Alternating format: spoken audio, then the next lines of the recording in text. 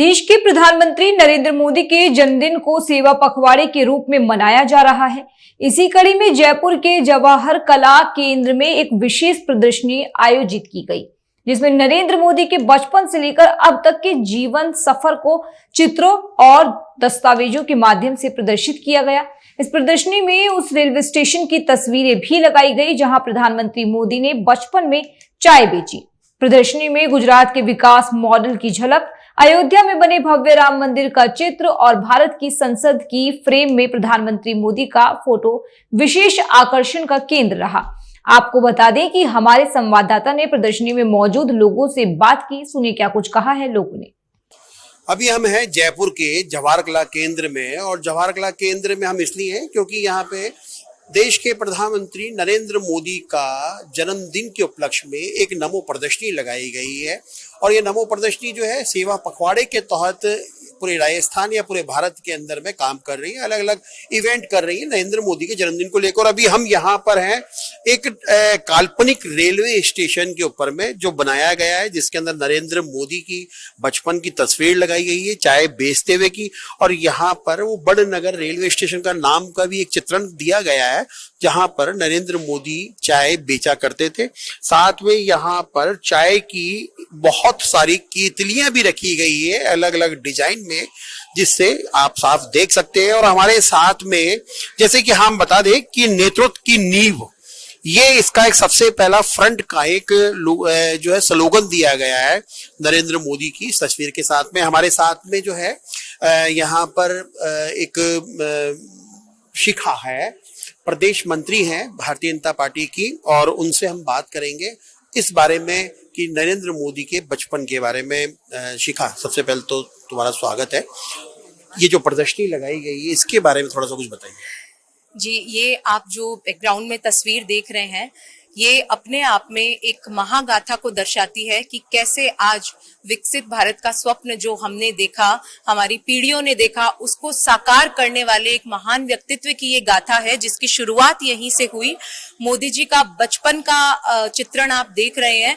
बचपन जिनका बहुत संघर्षपूर्ण, चुनौती भरा रहा। पिता का साया जल्दी उठ जाने के बावजूद उन्होंने अपनी घर की जिम्मेदारियों को भी निभाया, और कैसे उन्होंने वडनगर स्टेशन पे जो उनका जन्म स्थान था, वहां उन्होंने स्टेशन पर चाय बेची, और आज चाय बेचने वाला एक महानायक बनने तक की कहानी की चाय बेचने वाला बालक कैसे भारत का राष्ट्रीय स्तर पर, अंतरराष्ट्रीय स्तर पर प्रतिनिधित्व करते हुए भारत की संस्कृति को, भारत के जो हमारे पुरातन भाव थे उन्हें दर्शाते हुए कैसे एक व्यक्ति ने भारत का नाम पूरे विश्व भर में रोशन किया, अपनी लीडरशिप से, अपनी क्षमताओं को इतना विकसित किया कि आज भारत की चर्चा विश्व के कोने कोने में होती है। और इतनी कठिनाइयां उठाते हुए, इतना कुछ सुनते हुए उन्होंने हर भारतीय का सपना साकार किया है और हर भारतीय को गौरवान्वित किया है। तो ये पूरी प्रदर्शनी में आप इस बालक की महानायक बनते हुए की गाथा आप देखेंगे। तो मेरा सभी से निवेदन है कि इस प्रदर्शनी को जो 25 तारीख तक यहाँ जवाहर कला केंद्र में लगने वाली है, इसे अवश्य देखें। मेरा एक बिल्कुल बहुत छोटा सा सवाल है और छोटा सा ही जवाब चाहिए। क्या लगता है, देश में जिस हिसाब से प्रधानमंत्री नरेंद्र मोदी को इस पूरी प्रदर्शनी में दिखाया गया है, तो भाजपा के अंदर में इनके मुकाबले कोई नेता नहीं है? जी, ऐसा देखिए, हमारी जो भारतीय जनता पार्टी है वो शुरुआत से ही कार्यकर्ता निर्माण पर बहुत बल देती है। तो जब हमारा नेतृत्व इतना सशक्त है, इतना मजबूत है, तो बिल्कुल हमारे जो अन्य भी लोग हैं पार्टी में, वो बिल्कुल मजबूती के साथ काम करेंगे। तो बिल्कुल देखिए, शिखा ने बताया है, और हम आपको प्रदर्शनी का और भी जो है हिस्सा दिखाएंगे आपको।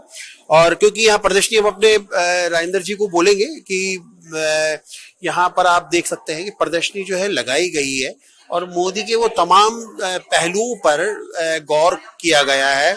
चाहे वो लोकसभा के निर्माण का जब इनॉग्रेशन था, जब मोदी जी ने यहाँ पे दंड नायक का छड़ी पकड़ी थी, उसके बाद में यहाँ पे उद्यमशील भारत करके जो स्टार्टअप था उसको लेकर मोदी जी का यहाँ पर एक चित्रण किया गया है।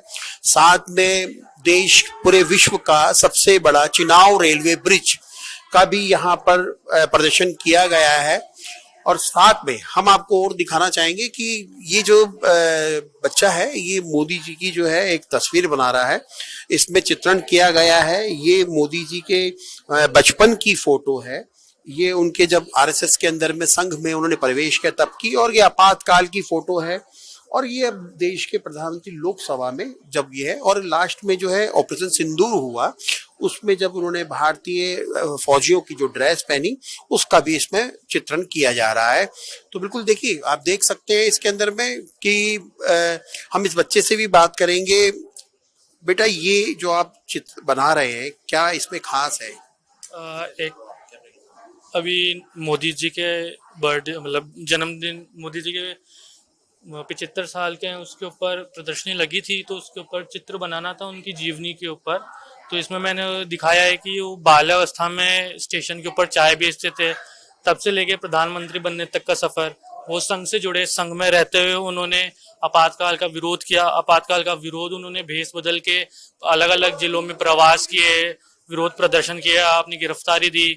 उसके बाद में किस तरह से उन्होंने 2001 के अंदर 2 में वो गुजरात के मुख्यमंत्री बने। गुजरात के मुख्यमंत्री बनने के बाद में उन्होंने गुजरात को पूरे भारत में नंबर 1 राज्य बनाया, विकास के अंदर नंबर 1 राज्य बनाया, विपरीत परिस्थितियां होते हुए भी।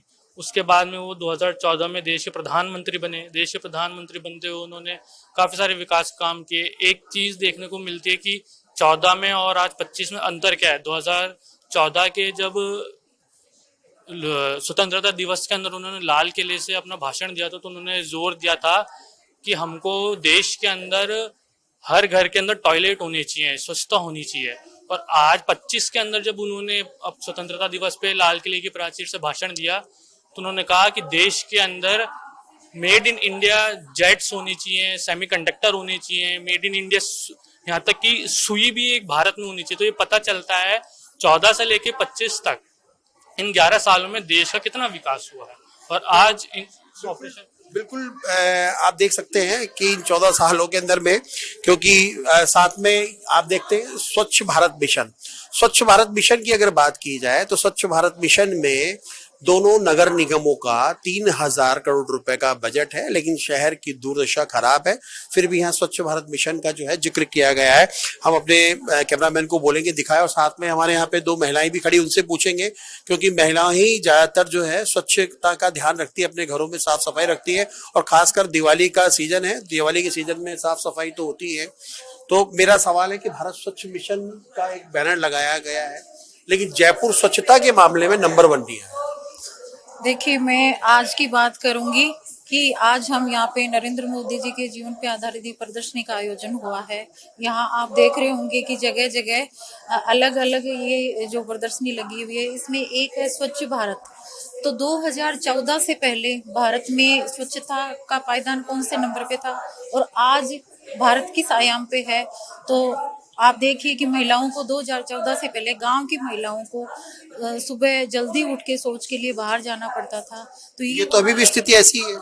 नहीं भाई, ऐसी तो नहीं है। आप देखिए स्वच्छता के मामले 100% शौच मुक्त भारत हो चुका है। ये पक्का दावा है आपका? पक्का दावा है वैसे जी। क्योंकि अगर स्वच्छता की अगर बात की जाए, जैसा कि इन्होंने कहा कि अभी भी 100% जो है लोगों के घर में टॉयलेट बन चुका है। आप लोग अगर, अब खैर क्योंकि मोदी जी की प्रदर्शनी का मामला है, क्या लगता है आपको कि अभी भी गांव की महिलाएं क्या अपने घर में बनाए हुए टॉयलेट का इस्तेमाल करती हैं? जी बिल्कुल, लगता क्यों नहीं है। अभी मोदी जी ने कई गांवों के अंदर लघु शौचालय का निर्माण करवाया है।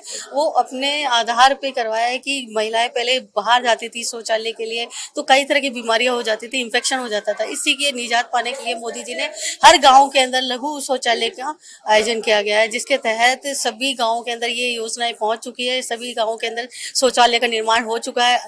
बहुत कम जगह ऐसी होगी जहाँ पे नहीं है। ऑलमोस्ट सभी जगह स्वच्छता का अभियान जारी है। और तो बिल्कुल देखिए, क्योंकि यहाँ पे जो जितने भी तमाम लोग हैं उनका जैसा कि हमने महिलाओं से बात की, उन्होंने कहा कि स्वच्छता का अगर बात की जाए तो देश के अंदर में 100% स्वच्छता की जो है बात की जा रही है, और हर घर में अब टॉयलेट जो है बन चुका है। बिल्कुल, और हम बताना चाहेंगे, क्योंकि यहाँ पर एक चीज हम अपने दर्शकों को और बताना चाहेंगे कि राम मंदिर का एक यहाँ पर मॉडल पेश किया गया है, और क्योंकि हम उस तरफ जाना भूल गए तो हम आपको दिखाएंगे कि इस प्रदर्शनी के अंदर में राम मंदिर का भी जिक्र किया गया है, क्योंकि आप देख सकते हैं कि राम आ गए हैं।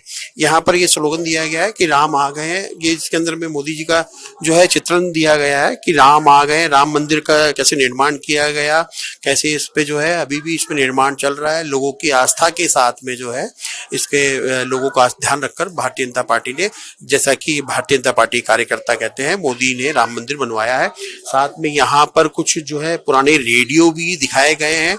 इनका क्या इतिहास है, शायद ये हो सकता है कि यहाँ पे कार्यकर्ता ही बताएं कि इनका क्या इतिहास है, लेकिन जिस प्रकार से यहाँ रखा गया है ये, तो हो सकता है कि मोदी जी के टाइम का ही ये जो है इसके अंदर में इसको दिखाया गया है। अब हम वापस उसी जगह पे चलते हैं जहां पर इस चीज का जो अंत, इस प्रदर्शनी का जो अंत है, हम उसको दिखाएंगे साथ में। हाँ, ये देखिए, बिल्कुल देश के अंदर में खेलों की बात की जाती है, और खेलों के अंदर में क्योंकि जो पूर्व सांसद मंत्री हैं राज्यवर्धन सिंह राठौड़, फिलहाल राजस्थान में कैबिनेट मंत्री हैं, वो उन्होंने खेलो इंडिया करके भी एक कार्यक्रम किया था और जयपुर ग्रामीण की जनता को खेलों से जोड़ा था। और भारत अभी भी खेलों में, आज क्योंकि एशिया कप है, एशिया कप में भारत पाकिस्तान का मुकाबला है, और खेलों का क्योंकि देश का सबसे बड़ा जो स्टेडियम है वो नरेंद्र मोदी के नाम से ही बनाया गया है, गुजरात के अंदर में है। और साथ के अंदर में नया सवेरा करके भी यहाँ पर एक ये प्रदर्शनी लगाई गई है, जिसमें जो है अशोक स्तंभ के ऊपर मोदी जी का चेहरा है, और ये सुप्रीम कोर्ट का जो है इसके अंदर में दिखाया गया है कि भारत की स्थिरता के लिए मतदान करना कितना आवश्यक है। ये सारी चीजें जो है इस प्रदर्शनी में दिखाई गई है। साथ ही हम आपको अब क्योंकि लास्ट में हम आपको जो है यही बताएंगे, क्योंकि ये हमारी खबर का जो है आज का जो है अंत रहेगा। और आप देख सकते हैं ये हमारा जो लास्ट है, इसके अंदर में जो है ये दिखाया गया है गुजरात मॉडल का। तो आप इसको देख सकते हैं, ये इस खबर का आज का जो है विकास का द्वार, ये बहुत अहम है कि विकास का द्वार गुजरात को दुनिया से जोड़ रहा है। और क्योंकि ये इसमें गुजरात के अंदर में जो जितने भी आर्थिक रूप से जो प्रगति की गई है, क्योंकि नरेंद्र मोदी देश के प्रधानमंत्री भी रहे, मुख्यमंत्री रहे, प्रधानमंत्री तो है ही, साथ में हमारे साथ में और 2-4 लोग खड़े हैं, उनसे भी बात करेंगे, क्योंकि इसे विकास का द्वार कहा गया है। सबसे पहला सवाल जो है कि विकास का द्वार कहा गया है, कितना विकास हुआ है अभी तक देश के अंदर, क्योंकि ये तो गुजरात का मॉडल दिखा रहे हैं इसके अंदर। जी, आज हमारे देश में सोलर ऊर्जा में भी हमारा देश अग्रणी है, और इससे हमारे बिजली में हम उत्पादन भी बढ़ा है, उद्योगों को भी और बढ़ावा मिला है। बिजली तो बहुत महंगी हो रही है, कैसे उत्पादन बढ़ा? अभी सोलर ऊर्जा के माध्यम से हमारे माननीय प्रधानमंत्री मोदी जी ने हर घर सोलर योजना का जो संदेश दिया है, उससे अब प्रत्येक व्यक्ति बिजली बना सकता है। कितने घरों में सोलर लगा हुआ है? काफी घरों में देश में आइडिया, क्योंकि आप बता रही हैं, आइडिया है, देखिए आप अभी। और हमारे ये मेरा मतलब ये है कि हमारे जो मूर्ति है मेरा मतलब ये है कि भाई हर घर, आप सोलर की बात कर रही है, तो अभी तक देश में ऐसे कितने घर हैं जहां पर सोलर से बिजली ली जा रही है? वो सरकार के आंकड़े हैं, लाखों में है, करोड़ों में है वो। तो बिल्कुल देखिए, इनके पास पे क्या है, शायद हो सकता है जानकारी का अभाव हो। आप भी गुजरात मॉडल पे बिल्कुल राजस्थानी वेशभूषा में आइए, नमो मोदी जी के इसके कार्यक्रम में। आप कहाँ से आए हैं? मैं भरतपुर डिस्ट्रिक्ट से हूँ, बाटिका रहती हूँ। तो आज क्योंकि आप बिल्कुल ही देसी वेशभूषा में मोदी जी के जन्मदिन की आज जो है आप प्रदर्शनी देखने के लिए, क्या खास लगा, क्या अच्छा लगा आपको यहाँ पे? बहुत अच्छा लगा। आप क्या हाउस वाइफ है या कहीं जॉब करती है? नहीं, मैं हाउस वाइफ हूँ, लेकिन टीचर की तैयारी कर रही हूँ। तो बिल्कुल देखिए कि यहाँ पर जो है वेशभूषा में भी जो आए हैं, और ये हमारी खबर का अंत के विकास का द्वार है। विकास का द्वार कहा गया है गुजरात को, लेकिन देश के अंदर में अभी भी जो बीजेपी के तमाम बड़े नेता हैं, प्रधानमंत्री नरेंद्र मोदी लगातार विकास की बात कर रहे हैं, लेकिन क्योंकि विकास हो भी रहा है, कई वंदे भारत ट्रेनें चलाई गई है, नए नए प्रोजेक्ट जो है काम कर रहे हैं, और बिजली के उत्पादन की अगर बात की जाए तो बिजली का उत्पादन भी किया जा रहा है, लेकिन आम उपभोक्ताओं को या आम जीवन में इन विकास को देखने के लिए कांग्रेस लगातार जो है प्रधानमंत्री नरेंद्र मोदी को घेरने का काम करती है और कहती है कि इस 11 साल में एक बार भी विकास कहीं पे दिखाई नहीं दे रहा है। लेकिन इस प्रदर्शनी के माध्यम से ये साफ तौर पे देखा गया है कि देश में विकास की जिस तरीके से गति हुई है वो शायद एक देश के यशस्वी प्रधानमंत्री नरेंद्र मोदी के नेतृत्व में ही हो सकती है। Manoj Sharma, news watch India, Jaipur.